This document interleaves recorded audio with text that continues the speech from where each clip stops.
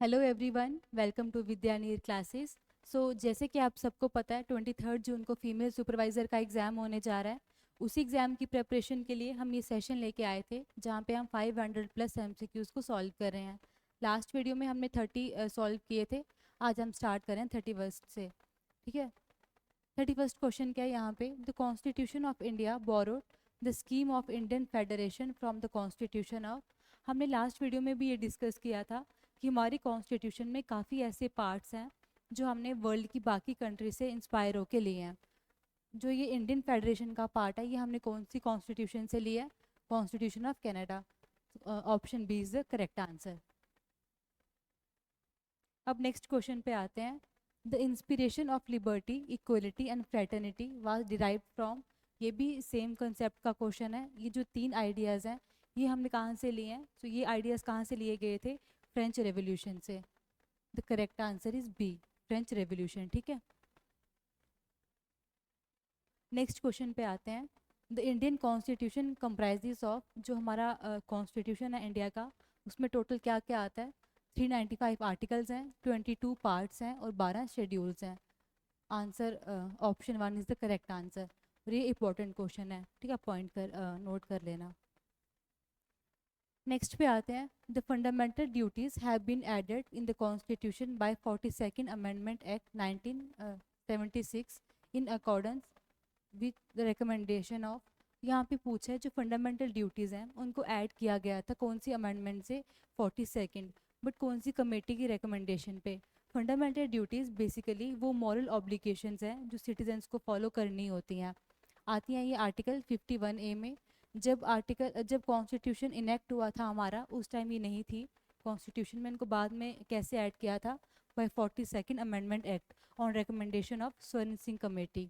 The right answer is C. कौन सी committee के रिकमेंडेशन पे इनको ऐड किया था? स्वर्ण सिंह कमेटी पे। नेक्स्ट आते हैं 35th क्वेश्चन पे। Which of the following articles of Indian constitution guarantees equal opportunities in public employment to persons belonging to SC ST, schedule caste, schedule tribe and other minority communities. दूसरी minority communities कौन कौन सी आ गई? Backward classes, बाकी depressed classes. ठीक है। अब क्या पूछा है इस क्वेश्चन में कि हमारे कॉन्स्टिट्यूशन में ऐसा कौन सा आर्टिकल है जो सहूलियत देता है इक्वल अपॉर्चुनिटीज़ की? किस केस में? पब्लिक एम्प्लॉयमेंट में। किसको? SC को, STs को और बाकी माइनॉरिटी क्लासेस को। ऑप्शन देखते हैं। पहला है आर्टिकल 15। हमें पता है आर्टिकल 15 किसकी बात करता है? Prohibition of discrimination on base of sex, caste, religion and place of birth. Question के हिसाब से गलत है। नेक्स्ट आता है आर्टिकल 16। आर्टिकल 16 बात करता है equal opportunities in case of public employment. Answer article 16 is the correct answer. बाकी के दो को देख लेते हैं। आर्टिकल 22 बात करता है prevention of detention and arrest. Article 27 बात करता है freedom from payment of taxes for promotion of religion. सारे फंडामेंटल राइट्स हैं। फंडामेंटल राइट्स सब इंपॉर्टेंट है, 13 से लेके 35 तक सब। बट इस क्वेश्चन के हिसाब से अगर हम बात करें तो कौन सा आंसर सही रहेगा? 16, आर्टिकल 16। अब आते हैं नेक्स्ट क्वेश्चन पे 36। The provision for contingency fund of India as well as for each state has been made under. अभी कंटीजेंसी फंड क्या होता है? ये सेंटर लेवल पे प्लस स्टेट्स के लिए मेंटेन किया जाता है। अगर कोई भी अनफॉर्सिन एक्सपेंडिचर आ जाता है सेंटर पे या स्टेट पे, उस टाइम क्या करते हैं? पैसा कहाँ से निकाला जाता है? इस फंड से। कौन से आर्टिकल के अंडर इसको मेंटेन करते हैं? The right answer is article 267 clause 2। ठीक है। Answer option A is the correct answer. अब नेक्स्ट क्वेश्चन पे आते हैं। The proclamation of emergency at first instance can be restricted to. अब यहाँ पे पूछा है, एक तो यहाँ पे नेशनल इमरजेंसी की बात हो रही है। एमरजेंसी के बारे में हमने पहले भी पढ़ा था। यहाँ पे ये पूछ रहे हैं कि जो एमरजेंसी लगती है, नेशनल इमरजेंसी लगती है, पहली बार में वो कितने टाइम के लिए लग सकती है? तो जब कैबिनेट रिटन अप्रूवल देते हैं कि इमरजेंसी लग जानी चाहिए, ये अप्रूवल किसको देंगे? प्रेसिडेंट को। और प्रेसिडेंट क्या करते हैं? ठीक है, प्रेसिडेंट क्या करेंगे? इमरजेंसी डिक्लेयर कर देंगे। पहली बार में वो कितने टाइम के लिए लगेगी? 6 महीने के लिए। The correct answer is C. अगर 6 महीने बाद भी ऐसा फील होता है कि अभी भी हालात ठीक नहीं है देश के, ये इमरजेंसी कंटिन्यू रहनी चाहिए, तब क्या होगा? 6 महीने बाद वापस से पार्लियामेंट को एक अप्रूवल देना पड़ेगा और नेक्स्ट 6 महीने के लिए इमरजेंसी लग जाएगी। दोबारा से अगर ऐसा होता है तो सेम 6 महीने के लिए एक्सटेंड हो सकती है, बट ये भी एक समय पे केवल 6 महीनों के लिए। ठीक है, the correct answer is C.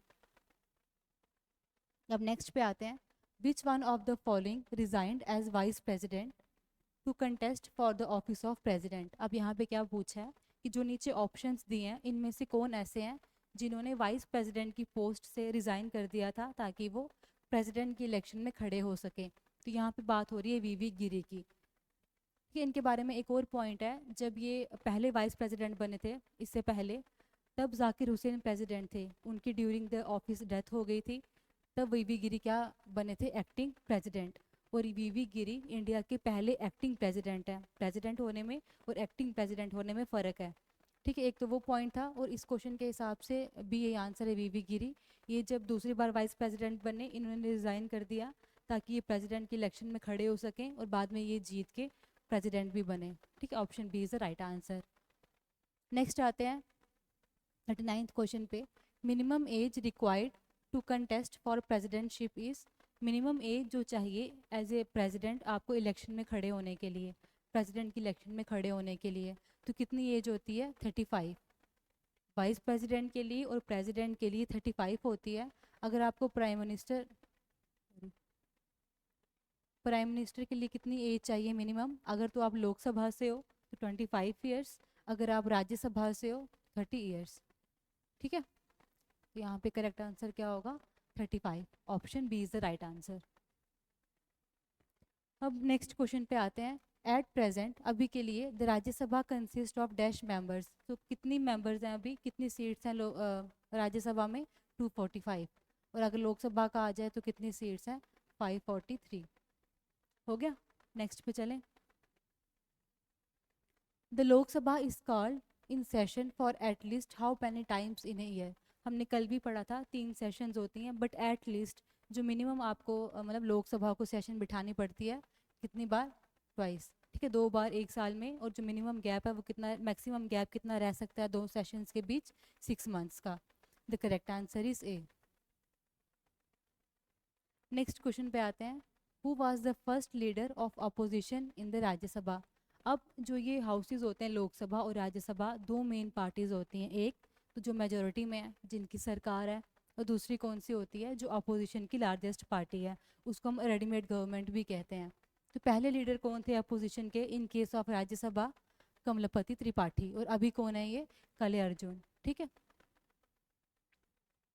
Next आते हैं 43 क्वेश्चन पे, 43rd, the first women film star nominated या इलेक्टेड टू राज्यसभा वाज। हमें पता है कि राज्यसभा की कुछ सीट्स ऐसी होती हैं जो नॉमिनेटेड होती हैं, नॉमिनेट कौन करते हैं उनको, प्रेसिडेंट। अब उन सीट्स में पहली वुमेन फिल्म स्टार कौन थे, तो नरगिस दत्त। ठीक है, जो संजय दत्त की मदर थे, ये सुनील दत्त की वाइफ थे। The answer is Nargis Dutt. Next आते हैं 44th क्वेश्चन पे, the time gap between 2 sessions of parliament should not exceed. हमने अभी पढ़ा 3 सेशंस होती हैं, बजट सेशन, उसके बाद मॉनसून सेशन, और थर्ड होती है विंटर सेशन। कितना टाइम गैप रह सकता है उनके बीच, मैक्सिमम कितना, 6 मंथ्स। ठीक है, the right answer is B. अब नेक्स्ट क्वेश्चन पे आते हैं 45th, how many times can president of India return a non money bill passed by parliament. अब यहाँ पे बात हो रही है नॉन मनी बिल्स की। 3 तरह के मेन बिल्स रहते हैं, ऑर्डिनरी बिल्स, दूसरे होते हैं कॉन्स्टिट्यूशन अमेंडमेंट बिल्स, और लास्ट में आते हैं मनी बिल्स। मनी बिल हमें पता रिटर्न कर ही नहीं सकते। अब जो बाकी बिल रहते हैं, जो नॉन मनी बिल्स हैं, क्या होगा, जब पार्लियामेंट दोनों हाउसेस बिल पास करके प्रेसिडेंट के पास भेजते हैं उनकी असेंट के लिए, अगर प्रेसिडेंट को लगता है कि नहीं कुछ चेंजेस इसमें ज़रूरी हैं, अभी ये पास करने के लिए बिल सही नहीं है, तो वो क्या करेंगे, उस बिल को वापस भेज देंगे पार्लियामेंट के पास। अब रिएक्शन में क्या होगा, पार्लियामेंट के दो हाउसेस दोबारा से उस बिल को पास करके भेजते हैं, चाहे अमेंडमेंट के साथ, कुछ चेंजेस के साथ, या फिर एज इट इज़ जैसे उन्होंने पहले पास किया था उसी तरह से वो दोबारा से उसको पास करते हैं। तब क्या होता है, प्रेसिडेंट के लिए ये ऑब्लिगेटरी है, तब उनको वो बिल पास करना ही पड़ता है। तो कितनी बार वो वापस कर सकते हैं उस बिल को, सिर्फ एक बार। एक बार के बाद अगर दोबारा वो पास हो गया तो उनके लिए क्या है, ये मैंडेटरी है, अब उनको असेंट देनी ही पड़ेगी। The correct answer is one time, B option. Next question पे आते हैं। The term bicameralism refers to, तो बाईकैमरलिज्म का मतलब क्या होता है? बाई मैन टू, और ऐसा लेजिस्लेचर जहाँ पे दो लेजिस्लेटिव हाउसेज हैं। अब याद कैसे करना? अब इंडिया में कितनी ऐसी स्टेट्स हैं जहाँ पे बाईकैमरलिज्म है? हम यूपी बिहार सुनते हैं, साथ में सॉन्ग्स में भी सुनते हैं।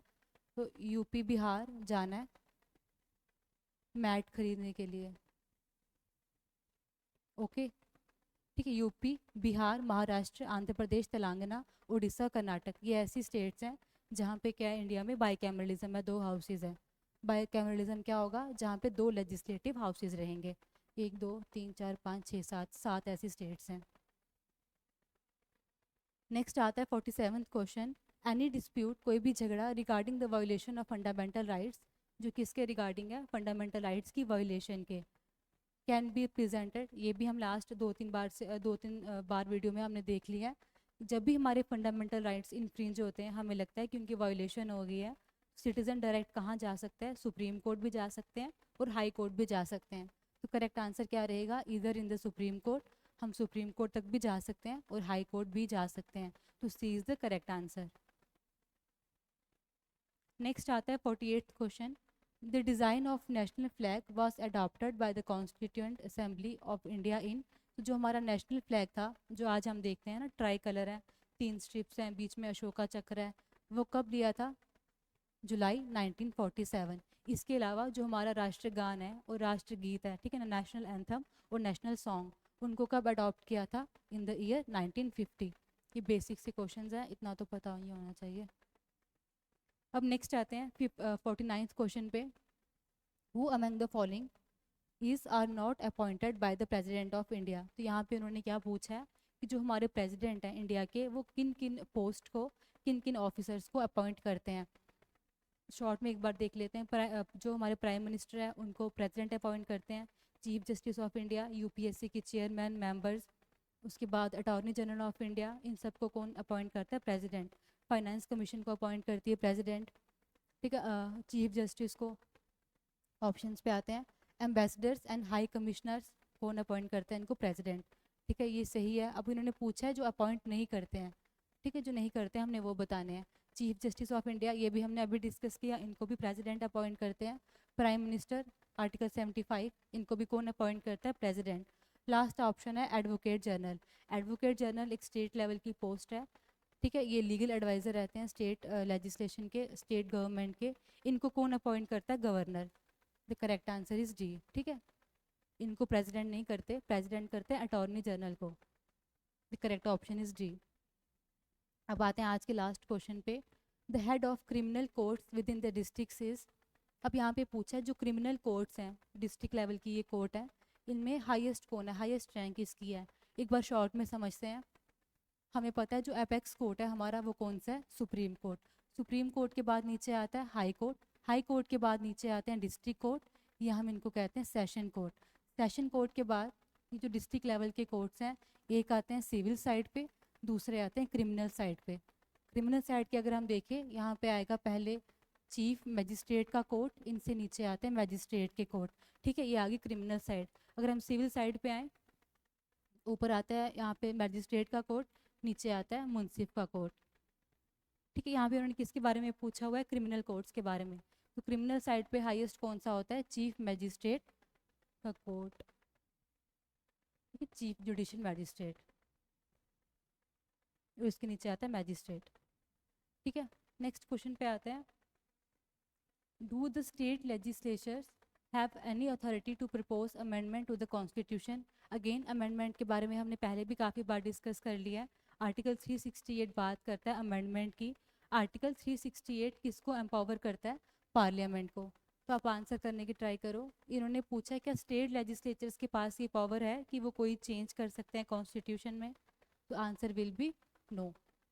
ये पावर किसके पास है? सिर्फ पार्लियामेंट के पास।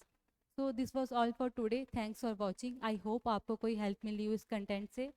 सो अगर आपको कोई हेल्प मिली है, आपके लिए यूज़फुल है, please like share and subscribe. PDF के लिए आप टेलीग्राम चैनल ज्वाइन कर सकते हो, वहाँ पे आपको एमसीक्यूज़ की पीडीएफ मिल जाएगी। Stay updated. नेक्स्ट टाइम हम बात करेंगे नेक्स्ट क्वेश्चंस की पॉलिटी के, उसके बाद ऐसे हम ज्योग्राफी के लेंगे और उसके बाद हिस्ट्री के। Thank you.